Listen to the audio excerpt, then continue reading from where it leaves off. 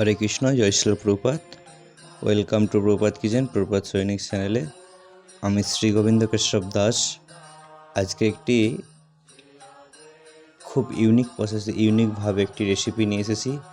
আপনারা বাড়ির মধ্যে ট্রাই করতে পারবেন রেস্টুরেন্টের মতো টেস্টি সোয়াবিনের টিক্কা মশলা।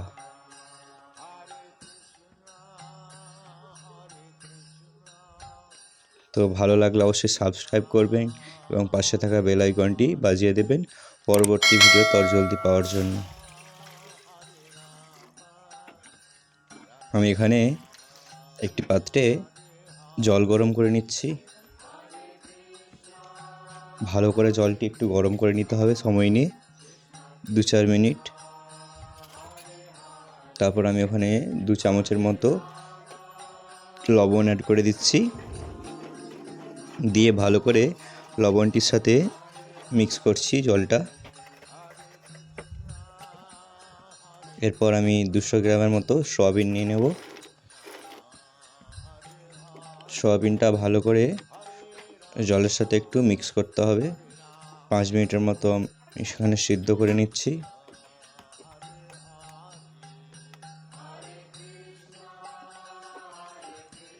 সেদ্ধ হয়ে গেলে ভালো করে জল ঝরিয়ে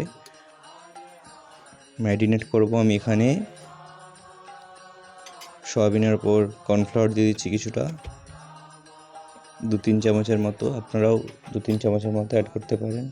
তারপর আমি হলুদ গুঁড়ি দিচ্ছি কিছুটা।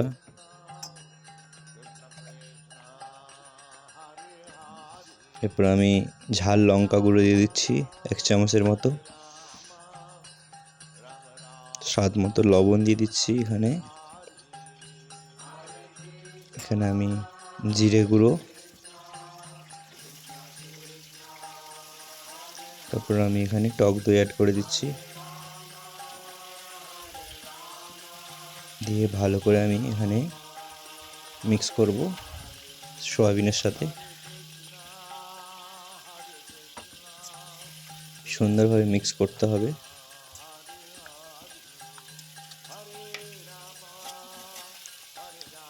এইভাবে আমি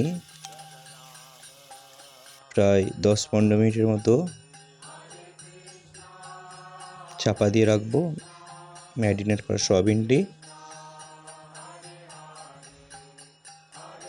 তারপর আমি কড়ার মধ্যে নিয়ে নিচ্ছি কিছুটা পরিমাণ সরিষার তেল। তারপর ভালো করে তেলটি গরম করতে হবে। গরম হয়ে গেলে আমি ওখানে ফোড়ন হিসাবে দিয়ে দিচ্ছি 2 শুকনো লঙ্কা আর 1টার মতো তেজপাতা। গরম মশলা দিয়ে দিচ্ছি কিছুটা, এলাচ, লবঙ্গ, দারচিনি দিয়ে ভালো করে একটু ভেজে নিচ্ছি। তারপর আমি এখানে গোটা জিরে দিয়ে দিচ্ছি। স্বাদ মতো আমি এখানে সামান্য হিং ইউজ করছি। সবজির একটা দারুণ টেস্ট করে হিং। এরপর আমি আদা বাটা অ্যাড করে দিলাম। আদা বাটা অ্যাড করে তার মধ্যে হলুদ দিয়ে দিচ্ছি যাতে আদাটা না ছিটকায়, সেজন্য হলুদ গুঁড়ো অ্যাড করে দিলাম। আদা দেওয়ার পরেই আপনারা এইভাবে আদার পর হলুদ দিয়ে দেবেন, তাহলে দেখবেন আর আদাটা ছিটকাবে না। এরপর আমি টমেটো পেস্ট করে রেখেছিলাম, সেই টমেটো পেস্টটা অ্যাড করে দিলাম ওর মধ্যে। দিয়ে ভালো করে একটু কষতে থাকবো। এরপর আমি পরিমাণ মতো এখানে কিছু মশলা অ্যাড করব, গুঁড়ো মশলা।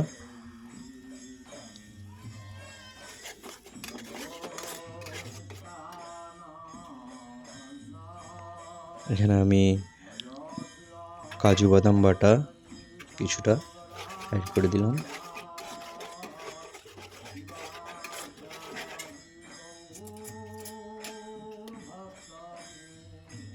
তারপর আমি এখানে স্বাদ মতো একটু লবণ দেব।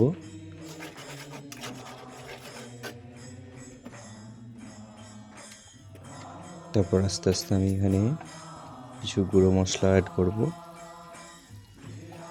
এখানে আমি জিরে গুঁড়ো 2 চামচের মতো দিয়ে দিলাম। তারপর আমি এখানে ধনে গুঁড়ো কিছুটা অ্যাড করছি, সাম্বার মশলা, দিয়ে ভালো করে একটু মিক্স করে নেবেন আপনারা। আমি এখানে এরকমভাবে মিক্স করছি, আপনারা এইভাবে মিক্স করবেন, দেখবেন সবজির মধ্যে আলাদা একটা টেস্ট আসবে। যত মিক্স করবেন, যত মশলাটা কষতে থাকবেন, সেজন্য সময় নিয়ে কষবেন, দেখবেন সবজির মধ্যে আলাদা রকম একটা টেস্ট হবে। আমি ভালো করে একটু কষে নিচ্ছি সময় নিয়ে। তারপর আমি এখানে লঙ্কা গুঁড়ো আর দেবো না, এখানে কাশ্মীরি লঙ্কা দেবো কালারের জন্য। যেহেতু আমি ম্যারিনেট করা সয়াবিনে ওখানে আমি লঙ্কা গুঁড়ি দিয়েছি। এখানে আমি জল অ্যাড করে দিয়েছি কিছুটা। আপনারা এইভাবে দেখবেন যখন কড়াতে না লেগে যায়, সেই হিসাবে আপনারা জল অ্যাড করবেন সামান্য পরিমাণ, এবং মশলাটি ভালো করে কষতে হবে সময় নিয়ে। আর যেহেতু ভগবানের রন্ধন করছেন আপনারা, সেই জন্য এইভাবে আপনারা খুব ভক্তি সহকারে, আনন্দ সহকারে রন্ধন করবেন, দেখবেন রান্নার মধ্যে আলাদা রকম একটা টেস্ট হবে। কারণ আমরা যা কিছুই রন্ধন করি ভগবানের জন্য, এই মনোভাব নিয়ে আপনারা রন্ধন করবেন। এখানে আমি কিছুটা বাটার অ্যাড করে দিচ্ছি, 50 গ্রামের মতো বাটার নিয়ে নিয়েছি।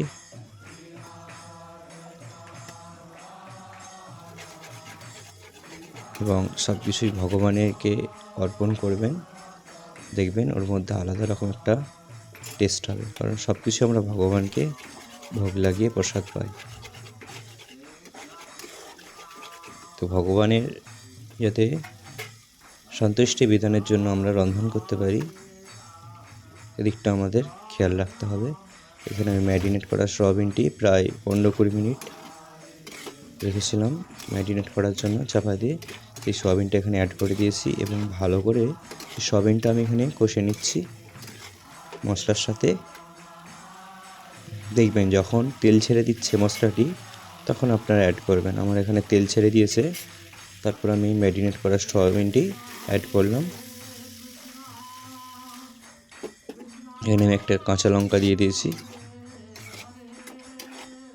তারপর আমি সামান্য পরিমাণে এখানে জল অ্যাড করেছি, দিয়ে ভালো করে সয়াবিনটি ভালো করে কষতে থাকছি সুন্দরভাবে। সময় নিয়ে এখানে কষতে হবে, কারণ যদি আমরা না সয়াবিনটা ভালো করে মশলার সাথে মিক্স করি, সময় নিয়ে ধৈর্য নিয়ে না কষলে গন্ধ উঠতে পারে হালসানি একটা। সেই জন্য আমি এখানে সময় নিয়ে কষবো। এখানে আমি সবজিতে টেস্টের জন্য সামান্য পরিমাণ চিনি অ্যাড করে দিয়েছি, গোপন একটা সবজির মধ্যে টেস্ট তৈরি করবে। এখানে আমি জল দিয়ে সময় নিয়ে আমি কষতে থাকবো 15-20 মিনিট ধরে। আপনারা ওইভাবে সয়াবিনটি রন্ধন করবেন, কারণ এখানে সয়াবিনটি কোনোভাবে ভাজা নেই, একদম ম্যারিনেট করার সেদ্ধ অবস্থায় আমি এখানে দিয়ে দিয়েছি। এখানে আমি কাসুরি মেথি টেস্টের জন্য অ্যাড করলাম। আপনাদের যদি কাসুরি মেথির কোনো স্মেল পছন্দ না হয়, তাহলে আপনারা কাসুরি মেথি নাও অ্যাড করতে পারেন। এখানে আমি 1 চামচের মতো ঘি অ্যাড করে দিচ্ছি।